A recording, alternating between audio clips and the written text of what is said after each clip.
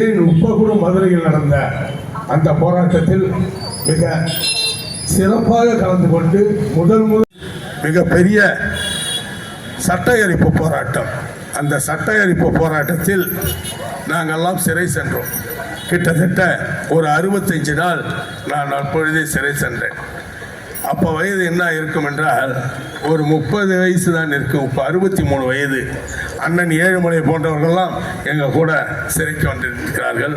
அதேபோல் அண்ணன் பழுப்பதில்லை, தனக்காக கார்மேகம் பொழுவதில்லை, தனக்காக காராம்பசு கறப்பதில்லை, தனக்காக வைகோவர்கள் வாழ்வதில்லை.